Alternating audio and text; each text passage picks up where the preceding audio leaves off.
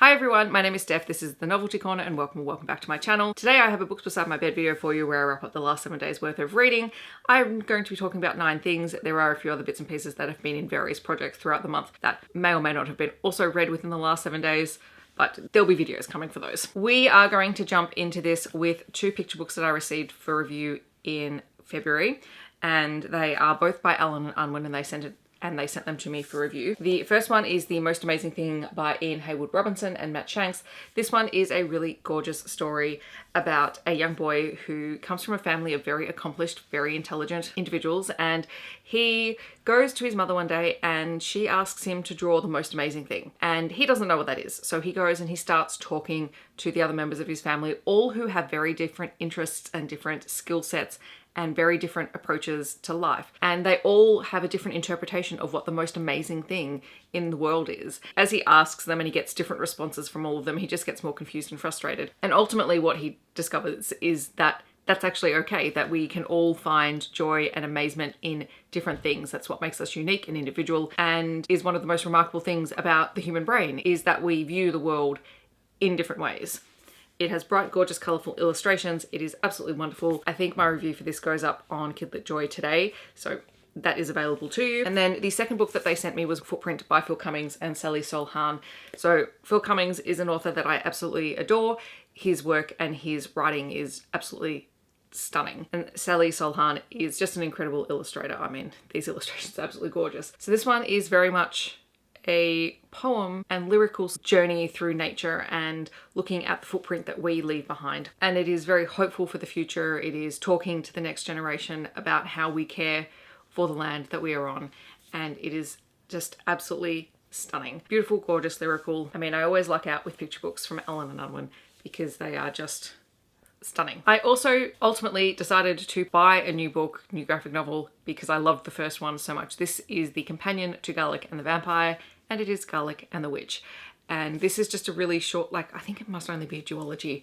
And I'm kind of sad by that because I love these characters so much, but this is just another gorgeous, warm hug of a story that I kind of can't be sad by the fact that it's only 2 books because it's so beautifully told. So we met Garlic in Garlic and the Vampire when she was sent to investigate a vampire who was living nearby to the place where she lives with her vegetable brethren and the witch who helped bring them to life. And in this story, Garlic wakes up and discovers she has human fingers, and it freaks her out because she's changed. And she doesn't know why, and she's terrified that she's going to turn into a human because that's big and scary, and change is big and scary. And so she talks to the Count, who is her good friend. She ultimately talks to Witch Agnes, who is the witch who helped bring her to life. And she discovers some things about Witch Agnes and about how Garlic and her brothers and sisters, the different vegetables, were created.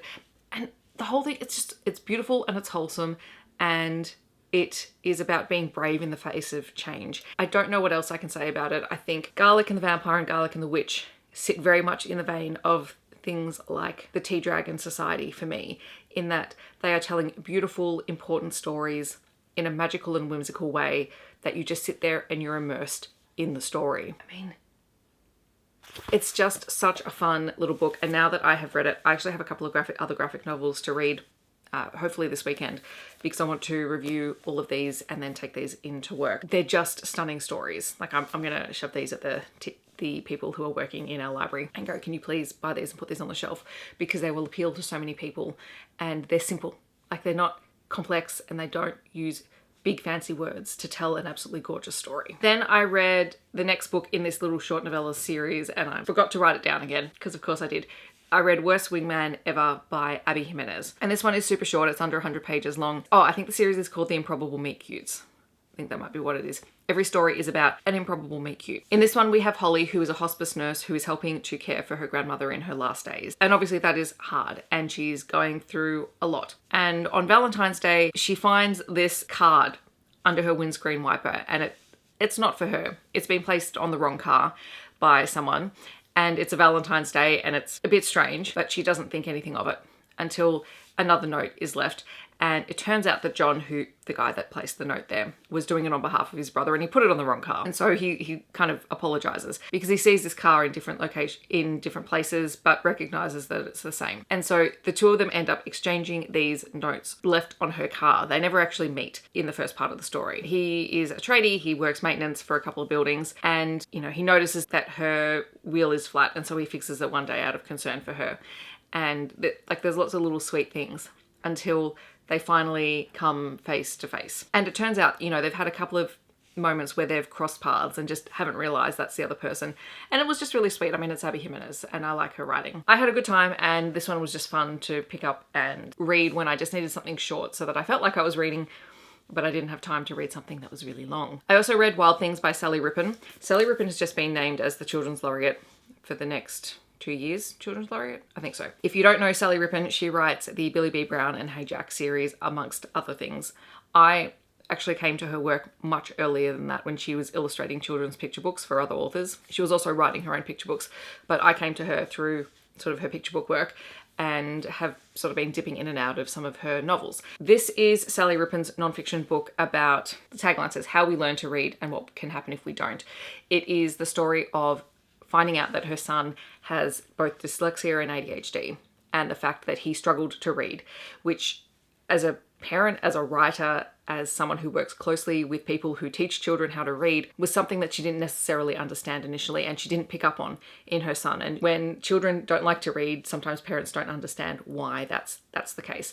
And it is her journey of understanding dyslexia more, understanding how children do begin to learn to read, and how when it's not caught early enough, it can be really challenging for people. Part of the story is about her guilt. Part of it is about her learning to advocate for her son. Part of it is about her learning to let him advocate for himself. I was kind of worried going into this that it was going to be overly critical of teachers and schools, and it wasn't overly critical. In fact, it was actually quite positive towards teachers, but also reflecting on the fact that the system itself does not support early intervention and detection for students. And that's true, because you're asking people who are not trained in something to be able to identify those things. It was a really interesting read, nonfiction title, and very easy read, actually. So I'm looking forward to diving into some more of Sally Rippin's novels over the next little while, like her middle fiction and junior fiction stuff. I've got a couple of them that I want to pick up and read, just to get more of a sense of her backlist. And I want to go back and try and find some of her older picture books, because it's been a while since I read them. Then I got some really exciting news this week that I had been approved for Lana Pecherczyk's ARC team. So I got an early copy of Castles of Nevers and Nightmares, which is the spin-off series from the Fae Guardians world. And this series is following Willow, who is actually the daughter of the very first couple in the Fae Guardian series. She's half Fae, half human. Throughout the Fae Guardian series, quite a lot of things happened to her. She ended up being kidnapped by a human faction and raised to hate the Fae and trained to kill Fae. But she has an incredible magic, and it is used by the people around her. And the whole thing is compounded by the fact that she knows that she's being used. She knows that her family have let her stay there because that's what needed to happen. And so she's grown up. At the end of the Fae Guardian series, or the last sort of round of books, she does some truly horrible things, and she ends up losing her magic. That's sort of the setup for this. And when we start Castle of Nevers and Nightmares, she is back living with her family, but people don't really know how to treat her. They walk on eggshells around her and they try and keep her contained. She's lost her magic, but she is a bit of a pariah. And she's also harboring this anger towards the Six, who are the slew of the Wild Hunt, and they were aligned with the Fae Guardians, but they've kind of disappeared, and she believes that they've betrayed them all, and particularly her, because she had a connection with them when she was a child. And now that she's older and she's feeling like they've betrayed her, she ends up trying to track them down, and she ends up taking a portal stone to a place where she finds herself caught up in a competition. She's also been cursed by a Fae queen, and it's basically using her inner trauma, her inner hatred and frustration at herself for her actions and for everything that's happened to outwardly appear as her appearance. So she appears scarred and whatnot. And so the Fae, who prize perfection, sort of are repelled by her. And so she is entered into this tournament where humans and less perfect Fae can compete to become part of the elite as such. I'm going to do a terrible job of explaining this because there's a lot of moving parts, and it is, sort of set in an existing world. But the Six are there, and they end up choosing her as the representative of their house, which she can't believe and is incredibly frustrated by.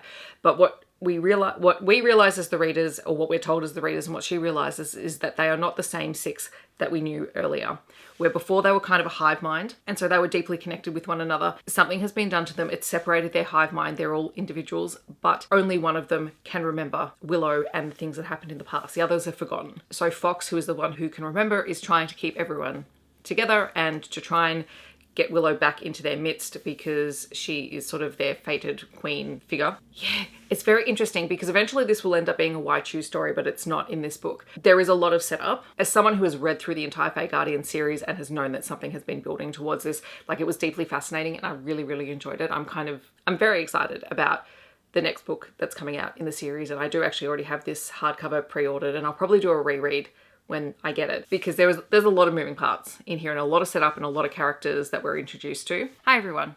It's not quite editing Steph here. Steph has totally forgotten the most important thing to share about Castles of Nevers and Nightmares, and figured I should do it while I still look the same. I'm just in a slightly different location. Castles of Nevers and Nightmares have these, so in the competition there are these Fae houses, you know, that have power because they control the hunt. The hunt are dragons.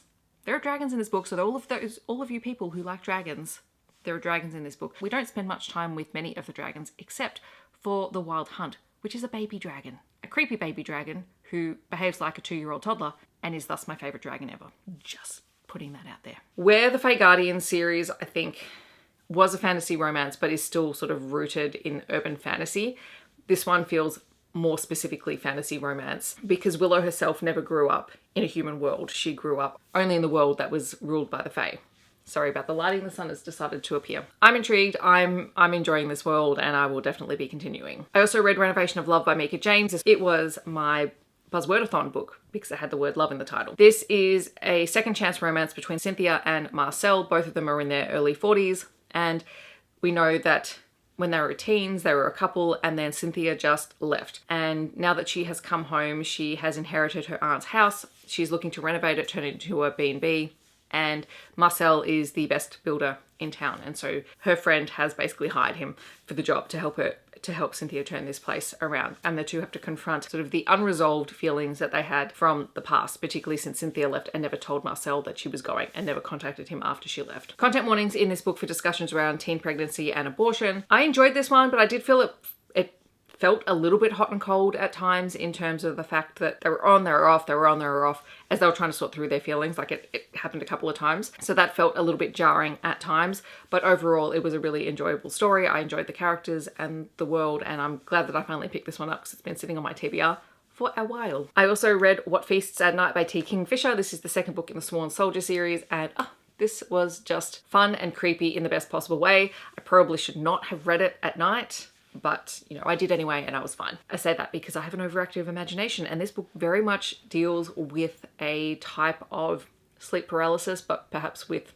something malevolent. And as someone who does deal with sleep paralysis every now and then, I'm very careful about what my triggers are for that. But anyway, I thoroughly enjoy this series. So the first book is What Moves the Dead, which is also delightfully creepy. I don't think this was as creepy as that one, but still just as good. So this is about Alex Easton, who is a former soldier, and soldiers are assigned different pronouns, so they are not defined by male, female. Alex is traveling back to their sort of small hometown, to a cabin that they owned that belonged to their father. And they're going there because Miss Potter, who is a character we met in the first book, is coming to the town, and they have offered to host her. And she's there to study mushrooms because that's what she does. But when they get there, they find that the person that they have left in charge to help sort of keep the place together has died mysteriously. Sorry for the lighting change, but we're blind. They get there, the caretaker has died.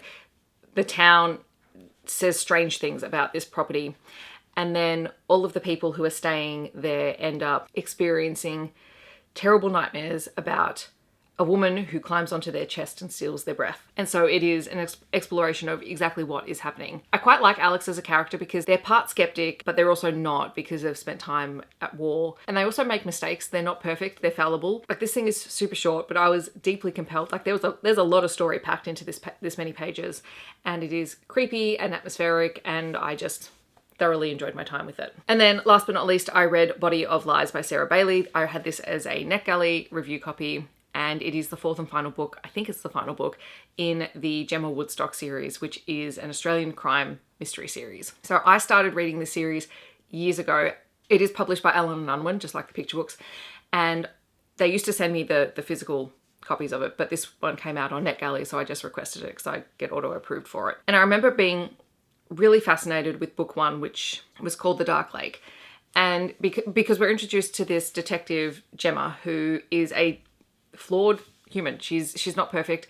She makes mistakes. And in that first book, we learn that she's had an affair, and this has implications for her throughout that book and through the series. But 4 books later, she sort of has her life together. She has a new partner, Mac. She is raising her son, who has lost his biological father in the past year, and she also has a 9-month-old daughter. So their lives are busy, but she's in a good place, and she's able to take care of her family. And she's on family leave from the police force, and she is, getting ready to start talking to her boss about coming back to work sometime in the future, when a couple of cases begin happening. First of all, there is the disappearance of a body from the hospital morgue after a high-speed car chase that ended up in a car accident. So the body disappears, then a baby is found abandoned by the lake, and then the director of the local hospital is found murdered. And it's about how all of these crimes may or may not be connected. There's also a bar fight that takes place before any of all of this, and how that is woven into the story, and how Gemma finds herself being drawn back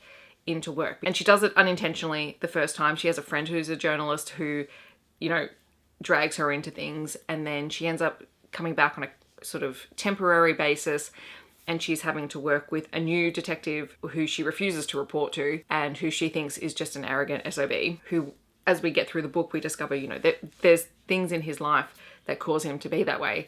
And I actually really liked Everett's storyline. I was prepared to hate him, and I don't necessarily like the way that he handles everything, but there is a little bit of empathy there when you discover sort of why he is the way he is, and why he transferred from Melbourne to this small town in New South Wales. The story held my attention the whole time. It's quite a long book. It's 480 pages. I was fascinated by what was happening with Gemma and her partner, who she's beginning to feel that he's keeping secrets. He is a former police detective, but he tends to work cold cases and consult at universities and things like that. And she feels like there's something going on there, which causes strain on their relationship. And coupled with everything else that's going on in the cases that she is helping to investigate, and the fact that she is targeted at one point, just made for a really compelling story. And I'm really glad that I read it, because I've enjoyed the series every time I've had reason to pick up the next book in the series. I would read more Gemma stories, but this does feel like it is a conclusion, which is nice as well, because series don't need to go on forever. We almost got through the entire edit without the need for a proper editing Steph clip, but here we are. So the one thing I do want to mention, because this is a crime book, so there's all kinds of content warnings in here for violence, murder, all of that sort of stuff. There is also a content warning in here for unregistered medical experimentation, and there is also a young police officer who is sexually assaulted by a senior police officer. And there is an explanation for it, but it is still in there. It is addressed.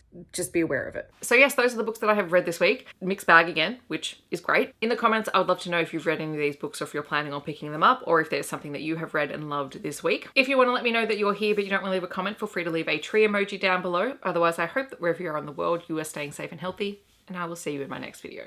Thanks so much for watching. Bye everyone.